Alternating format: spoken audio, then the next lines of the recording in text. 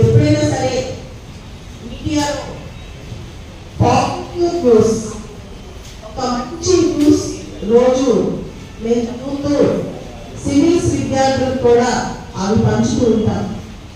ఈరోజు దురదృష్టం, మా దురదృష్టం, తెలుగు జాతికి ఒక దురదృష్టం. ఇలాంటి దురదృష్టకరమైన సంఘటన జరిగినప్పుడు ఖచ్చితంగా నిరసించాల్సిన అవసరం ఉంది, నిరసన తెలియచేయాల్సిన అవసరం ఉంది. ఇక్కడ నిన్న పొద్దున సీనియర్ ఐఏఎస్ స్మితా అగర్వాల్ గారు ఒక ట్వీట్ చేశారు. ఆ ట్వీట్ లో ఒక మాట రాశారు. ఆవిడ ఫిజికల్లీ హ్యాండిక్యాప్, ఫిజికల్లీ ఛాలెంజ్ వాళ్ళని యాక్సెప్ట్ చేస్తారా, ఏ ఏజెంట్స్ కూడా వాళ్ళని హైర్ చేసుకోవు, వాళ్ళకి ఉద్యోగాలు అంటే ఇవి చెప్తున్నారు అన్నమాట. ఏజెంట్స్ వాళ్ళకి ఫిజికల్లీ హ్యాండిక్యాప్ వాళ్ళు ఎంకరేజ్ చేయరు అని.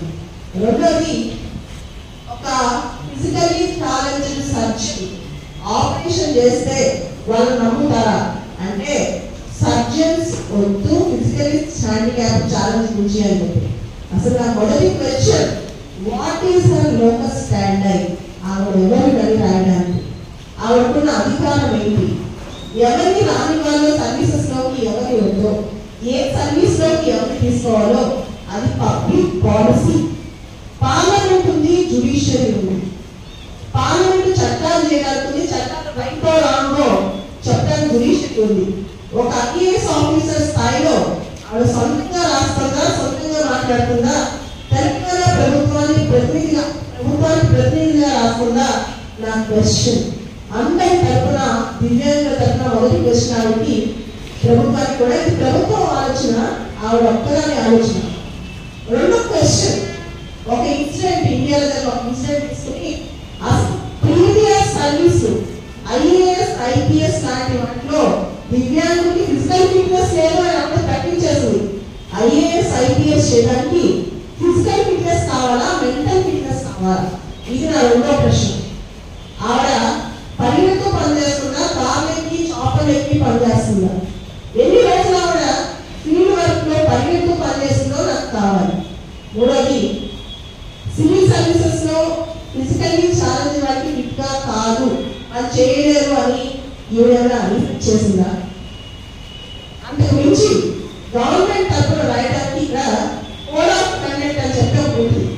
గవర్నమెంట్ సర్వెంట్స్ కి ప్రవర్తన నియమావళి అంటారు. వాళ్ళు ఇష్టం వచ్చి న్యాయం చేయాలంటే అందరూ చెప్తారు, అన్ని సంఘాలను వచ్చి అందరూ చేసుకుంటారు. నిజం చెప్తున్నారు.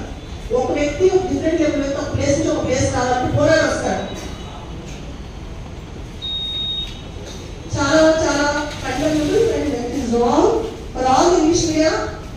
Her comments are derogatory, acrimonious, atrocious, reprehensible. They are not justifiable. They are against the constitution, constitutional values. Plurality, inclusivity, diversity is a part of democracy. Who is she to talk about? It is a fundamental right and right. ఈ సందర్భంగా అందరూ రకరకాల organisations నుంచి, different level organisations నుంచి, in fact మీరు ఎక్కడైనా design రాయాలి, మీకు అర్థం కావాలని చెప్పారు కానీ స్పెషల్ ఏబుల్, డిఫరెంట్ ఏబుల్ కూడా కాదు, స్పెషల్ ఏబుల్. ఏ రోజుకి 20 గంటలు పనిచేస్తాను లేవండి, నేను చెప్తాను, నేను పని చేస్తాను రాయమండి, సివిల్స్ ఎగ్జామ్ ఈ రోజు వచ్చి కూర్చోమండి, 20 గంటలు పనిచేస్తాను, ఒక పని చేయమండి. How much you get that? We cannot take it anymore. The comments are very reprehensible, condemnable, discriminatory, and there is no justice and fairness in the comments.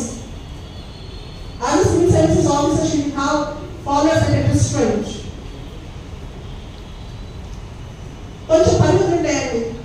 ఆవిడ పర్సనల్ గురించి ఏదో కామెంట్ చేస్తామా, ఆవిడ ఇన్స్టాగ్రామ్ గురించి కామెంట్ చేస్తామా, ఆవిడ personal గురించి వెళ్ళామా, ఎవరన్నా అడిగారా? ఆవిడ వచ్చి సమాజం మీద రాస్తారు, వీళ్ళు పైలట్ గా తీసుకుంటారా, వీళ్ళని డాక్టర్స్ గా సర్జన్స్ గా తీసుకుంటారా? మరి ఆవిడ ఇలాంటి అనైతికం ఇల్లీగల్ ఐఏఎస్ ఆఫీసర్స్ తయారైన ప్రపంచ దగ్గర పట్టి మీకు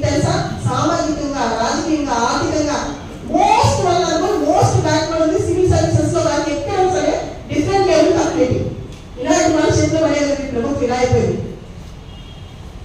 central government offices, state government offices ఈవిడ బయట రాస్తుంది, కొంతమంది బయట చెప్పట్లా, పర్సనల్ ఎంతో మంది కామెంట్ చేస్తూ ఉన్నారు. డిఫరెంట్ గా ఉన్న ఎందుకు ఇంట్లో కూర్చొస్తున్నారు వాళ్ళ మనుషులు కదా, వాళ్ళు పక్కనే. ఎప్పుడైనా సరే మీడియాలో పాజిటివ్ న్యూస్, ఒక మంచి న్యూస్ రోజు మేము చదువుతూ సివిల్స్ విద్యార్థులు కూడా అవి పంచుతూ ఉంటాం. ఈరోజు దురదృష్టం, మా దురదృష్టం, తెలుగు జాతికి ఒక దురదృష్టం. ఇలాంటి దురదృష్టకరమైన సంఘటన జరిగినప్పుడు ఖచ్చితంగా నిరసించాల్సిన అవసరం ఉంది, నిరసన తెలియచేయాల్సిన అవసరం ఉంది. ఇక్కడ నిన్న పొద్దున సీనియర్ ఐఏఎస్ స్మితా అగర్వాల్ గారు ఒక ట్వీట్ చేశారు. ఆ ట్వీట్ లో ఒక మాట రాశారు ఆవిడ, ఫిజికల్లీ హ్యాండిక్యాప్, ఫిజికల్లీ ఛాలెంజ్ వాళ్ళని చేస్తారా? ఏ ఏజెంట్స్ కూడా వాళ్ళని హైర్ చేసుకోవు, వాళ్ళకి ఉద్యోగాలు అంటే ఇప్పుడు చెప్తున్నారు అన్నమాట. ఏజెంట్స్ వాళ్ళకి ఫిజికల్లీ హ్యాండిక్యాప్ వాళ్ళు ఎంకరేజ్ చేయరు అని. రెండోది, ఒక ఫిజికల్లీ ఛాలెంజ్డ్ సర్జన్ ఆపరేషన్ చేస్తే వాళ్ళు నమ్ముతారా అంటే సర్జన్స్ వద్దు ఫిజికల్లీ హ్యాండిక్యాప్ ఛాలెంజ్ గురించి అని చెప్పి. అసలు నా మొదటి question, what is her locus standard? ఆవిడ ఎవరు అని రాయడానికి, ఆవిడకున్న అధికారం ఏంటి? ఎవరిని రాని వాళ్ళు సర్వీసెస్ లోకి ఎవరి వద్దో, ఏ సర్వీస్ లోకి ఎవరు తీసుకోవాలో అది పబ్లిక్ పాలసీ. పార్లమెంట్ ఉంది, జ్యుడిషియరీ ఉంది. పార్లమెంట్ చట్టాలు చేయగలుగుతుంది, చట్టాలు రైటో రాంగో చట్టాలు జ్యుడిషియరీ ఉంది. ఒక ఐఏఎస్ ఆఫీసర్ స్థాయిలో ఆవిడ సొంతంగా రాస్తుందా, సొంతంగా మాట్లాడుతుందా, తెలంగాణ ప్రభుత్వానికి ప్రతినిధిగా రాస్తుందా? నా క్వశ్చన్. అందరి తరఫున, దివ్యాంగుల తరఫున మొదటి క్వశ్చన్ ఆవిడకి, ప్రభుత్వానికి కూడా. ఇది ప్రభుత్వం ఆలోచన, ఆవిడ ఒక్కదాని ఆలోచన. రెండో క్వశ్చన్, ఒక ఇన్సిడెంట్ ఇండియాలో ఒక ఇన్సిడెంట్ తీసుకుని అసలు ప్రీవియస్ సర్వీస్ ఐఏఎస్ ఐపీఎస్ లాంటి వాటిలో దివ్యాంగులకి ఫిజికల్ ఫిట్నెస్ లేదు అని అక్కడ ప్రకటించేసింది. ఐఏఎస్ ఐపీఎస్ చేయడానికి ఫిజికల్ ఫిట్నెస్ కావాలా, మెంటల్ ఫిట్నెస్ కావాలా? ఇది నా రెండో ప్రశ్న. ఆవిడ పరిగెత్తు పనిచేస్తుందా, కార్లెక్కి చాపర్లెక్కి పనిచేస్తుందా? ఎన్ని రోజులు ఆవిడ ఫీల్డ్ వర్క్ లో పరిగెత్తు పనిచేస్తుందో నాకు కావాలి. మూడోది, సివిల్ సర్వీసెస్ లో ఫిజికల్లీ ఛాలెంజ్ వాటికి ఫిట్ గా కాదు, అది చేయలేరు అని ఈవిడేమైనా రిఫ్లెక్ట్ చేసిందా? అంతకు మించి గవర్నమెంట్ తరఫున రాయడానికి ఇక్కడ కోడ్ ఆఫ్ కండక్ట్ అని చెప్పి ఉంటుంది. గవర్నమెంట్ సర్వెంట్స్ కి ప్రవర్తన నియమావళి అంటారు. వాళ్ళు ఇష్టం పెద్ద పెద్ద ఇష్యూస్, పాలసీ ఇష్యూస్ లో పబ్లిక్ గా వచ్చి కామెంట్ చేయడం అనేది దురదృష్టకరం. రెండో అంశం, ఆవిడ చేసిన ఈ ట్వీట్ అందరి మీద, దివ్యాంగుల మీద, సమాజం మీద ఎటువంటి ప్రభావం చూపింది? ఒకటి, ఆల్రెడీ దివ్యాంగులు సమాజంలో వివక్షకులవుతున్నారు. ఆవిడ ట్వీట్ అనేది వివక్షపూరితంగా దివ్యాంగ సమాజాన్ని అవమానపరిచే విధంగా, దివ్యాంగ సమాజాన్ని కాదు సమాజం మొత్తానికి ఆవిడ హితం చెప్తుంది, దివ్యాంగులు దూరంగా పెట్టండి. నేను సీఎం గారు రిక్వెస్ట్ చేస్తున్నా, మీరు సీఎం అయిన తర్వాత మొట్టమొదటి అపాయింట్మెంట్ ఆర్డర్ ఒక దివ్యాంగులను పిలిచించారు. మీరు సీఎం అయిన తర్వాత మొట్టమొదటి అపాయింట్మెంట్ ఆర్డర్ ఒక ఫిజికల్లీ ఛాలెంజ్ అమ్మాయికి ఇచ్చారు. సార్, ఆ అమ్మాయి ఎఫిషియెంటా కాదా? మీరు ఏమనిపించారో మీ ప్రభుత్వం తరఫున చెప్పే మాటకి అర్థమేటో మాకు ఆన్సర్ కావాలి. సార్, మిమ్మల్ని రిక్వెస్ట్ చేస్తున్నాం, ఆవిడ ఇలాంటి చెప్పేటప్పుడు ప్రభుత్వం తరఫున చెప్తున్నా, ఆవిడ తరఫున చెప్తున్నా తెలియాలి. రెండోది, rights of persons with disabilities act 2016 2016లో చట్టం వచ్చింది. ఆ చట్ట ప్రకారం డిఫరెంట్లీ ఏబుల్డ్ వాళ్ళ గురించి ఇటువంటివి రాయడం, ఇటువంటివి చేపడం నేరం.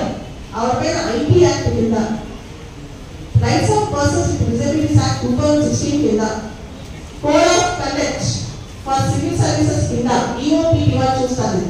దాని గురించి చీఫ్ సెక్రటరీ గారు ఖచ్చితంగా ఏ విధానంతో ఆవిడ రాసిందో ఆవిడ పరిశీలించాలి. మేమందరం కోరుతున్నాం. రెండోది, డిజేబుల్డ్ వాళ్ళు ఫిజికల్ గా ఫిట్ గా ఉండరు, వాళ్ళు టైమింగ్ అవర్స్ పని చేయలేరు, కూర్చుని చేసే పని వాళ్ళకి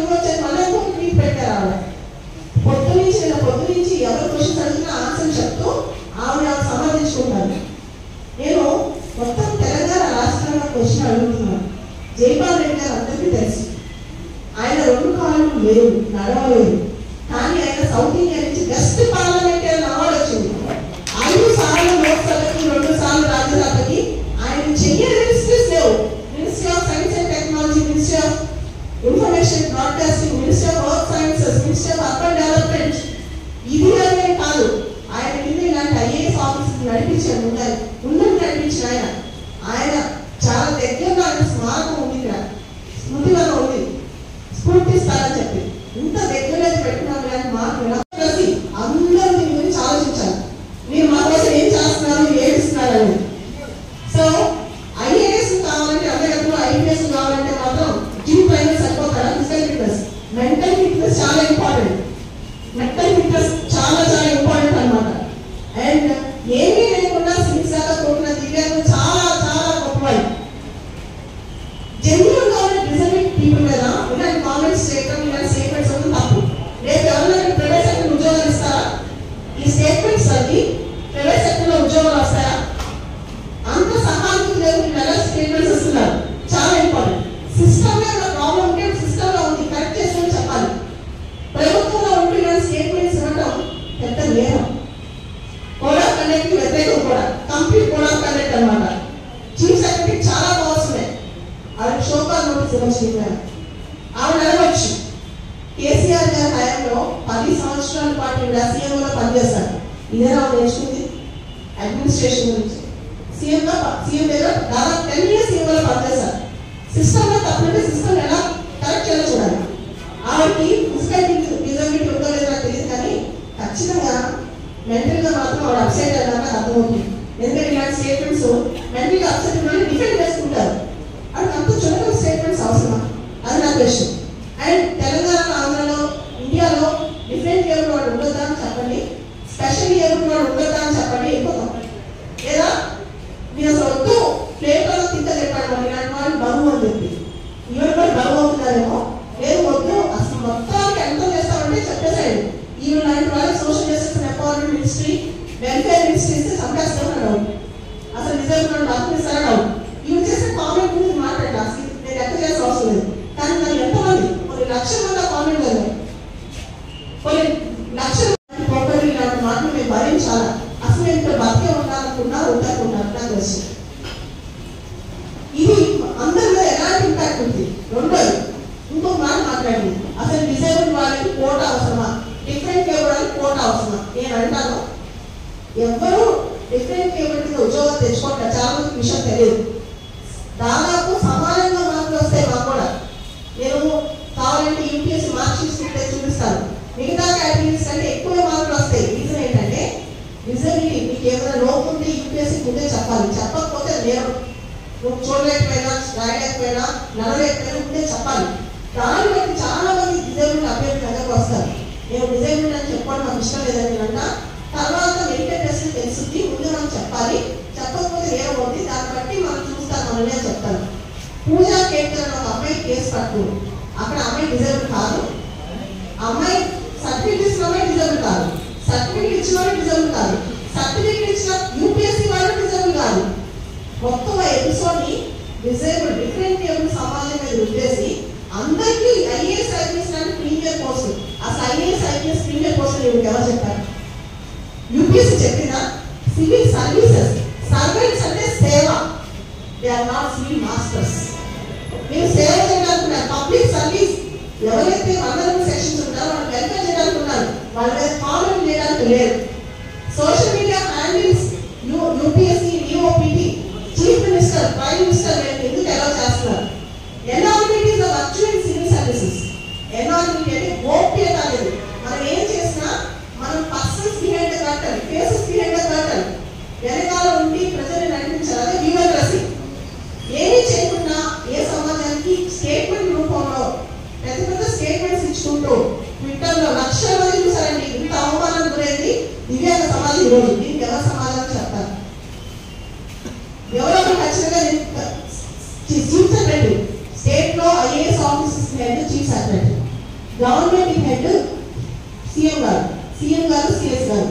ఈ రిక్వెస్ట్ చేస్తున్నాం, మిమ్మల్ని ఈమెయిల్ పడుతున్నాం, దీని మీద చర్యలు తీసుకోవాలి. అంతేకాదు ఇంపార్టెంట్ థింగ్స్.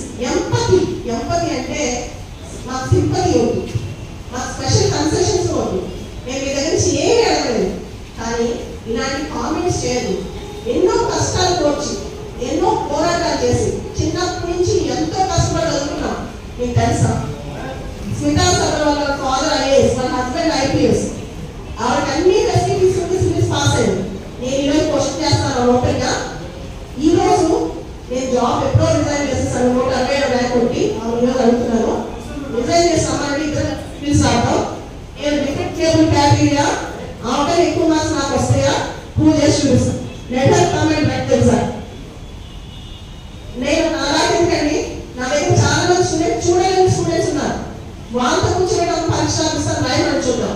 వాళ్ళ ఎబిలిటీస్ ఏంటో వాళ్ళతో కూర్చి అడ్మినిస్ట్రేషన్ ఏమని చూద్దాం. ఇక్కడ స్టీఫెన్ హాకింగ్ 2000 పని చేస్తాయి. ఆయన ప్రపంచంలోనే అతి పెద్ద సైంటిస్ట్. సుధా చంద్రన్ కాలు లేకపోయినా డాన్స్, వాళ్ళని మీరు సైంటిస్ట్ డాన్స్ లా చూస్తారా, డిజేబుల్ గా చూపిస్తారా? సభ్య సమాజాన్ని ఇచ్చేసి మొత్తం మెసేజ్ ఇదేనండి. 24 గంటలే నాకు ఫీడ్ పెట్టి ఇందులో మీడియా ఎంటైర్ బ్యూరోక్రసీ ఖండించకపోతే మాత్రం మేము అనుకుంటాం మీరు సమర్థించారు, మీరు దీన్ని కంప్లీట్ గా సమర్థిస్తున్నట్టు మేము భావిస్తాం. అండ్ మాకు శాంతి కావాలి, శాంతియుతంగానే చేస్తాం. మేము ఎప్పుడు కూడా వాయిలెన్స్ చేయడం కానీ లేకపోతే గవర్నెన్స్ దెబ్బతీయడం కానీ పబ్లిక్ వాటిని డిస్టర్బ్ చేయడం కానీ చేయదు. ఒకవేళ కనుక గవర్నమెంట్ ఇప్పటిపైన 24 గంటల్లో మీరు స్టేట్మెంట్ విత్డ్రా చేయకపోతే, దివ్యాంగ సమాజానికి పబ్లిక్ అపాలజీ చెప్పకపోతే 24 hours టైం బడ్జెట్ సెషన్ జరుగుతుందని చెప్పి ఈరోజు మేము ఏం చేయాలి రేపు నుంచి, కాకపోతే 24 hours టైంలో వీళ్ళంతా రెస్పాండ్ కాకపోతే మాకు శాంతియుతంగా పీస్ఫుల్ గా, నేను సీఎం గారు ఒక మీటింగ్ ఒక మాట చెప్తాను, protest is a part of democracy. నిరసన అనేది ప్రజాస్వామ్యంలో ఒక భాగం. నిరసించే హక్కు అందరికీ ఉంది, నిరసన తెలియజేసే హక్కు అందరికీ ఉంది. నేను చెప్తున్నాను, మేమందరం కూడా జైపాల్ రెడ్డి గారు స్ఫూర్తి దగ్గర ట్యాంక్ బండ్ దగ్గర మేము నిరసన చేస్తాం. ప్రభుత్వాన్ని ఏమనం, ఆవిడేమనం, మేము ఆమె అధ్యక్ష చేస్తాం. ఆవిడ రెస్పాండ్ చేయకపోతే బడ్జెట్ సెషన్ అయిపోయిన వెంటనే సెషన్ ఉంది కాబట్టి ఈరోజు కూడా ఆగింది. నాకు తెలుసు గవర్నెన్స్ ఇంపార్టెంట్, ప్రజల సంక్షేమం ఇంపార్టెంట్. ఈ రోజు దివ్యాంగ సమాజం తెలంగాణలో కానీ ఆంధ్రాలో కానీ వెళ్ళి పోరాటాలు చేయాలి. ఒక్క రూపాయి కూడా వీళ్ళకి అడిగింది లేదు, ఆ ఉద్యోగాలు కూడా అడిగింది లేదు. చాలా సందర్భాల్లో నేను 15 సంవత్సరాలు సివిల్ సర్వీస్ లో పనిచేశాను. డెప్యూటీ డైరెక్టర్ డిఫెన్స్ రిజైన్ చేశాను. 2015లో 160 ర్యాంక్ వచ్చిన ఇలాంటి ఆఫీసర్లు ఉండబట్టే, నా తోటి వాళ్ళు ఇలాంటి వాళ్ళు ఉండబట్టే స్వతంత్రంగా వర్గాన్ని నేను కూర్చాను. మొత్తం వదిలేసి వచ్చి కూర్చున్నాను హైదరాబాద్ లో. ఇలాంటి ర్యాంక్ కలిగి ఇలాంటి ఐఏఎస్ ఆఫీసర్ దాదాపు 100 మంది తయారు చేశాను. ఐఏఎస్ అవ్వడం గొప్ప కాదు, మానసిక లోపం లేకపోవడం గొప్ప.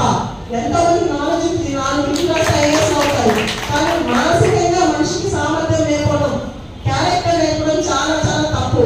చేతిలో వింటర్ ఉంది, నాకు ఇంగ్లీష్ మాటలు వచ్చేసని చెప్పేసి ఏం పడితే రాసి పడేస్తే ఊరుకోవడానికి ఎవరు ఖాళీగా లేరు. నేను జనరల్ గా బయటికి రావాలి అనే విషయంలో, కానీ ఫస్ట్ టైం నేను కొన్ని 100 మంది, కొన్ని వేల మంది డిఫరెంట్ లేబుల్ పిల్లలకు ఫోన్ చేశారు.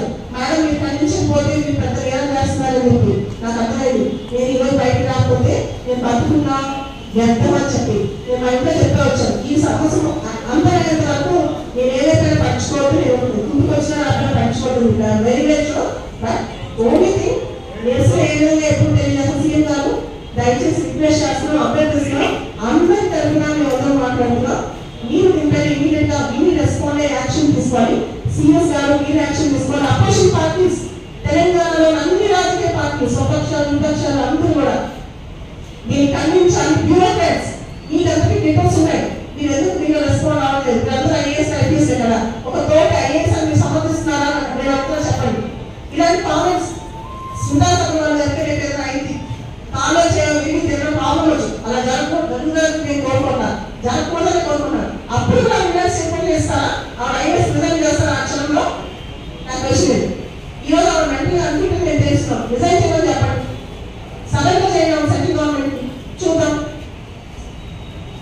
సో వీ వాంట్ జస్టిస్, న్యాయం కావాలి, మాకు జస్టిస్ కావాలి. ఇదే మా కోరిక. డిమాండ్ దయచేసి మీడియా వాళ్ళందరూ కూడా సహకరించాలి, అందరూ కూడా ఖండించాలి.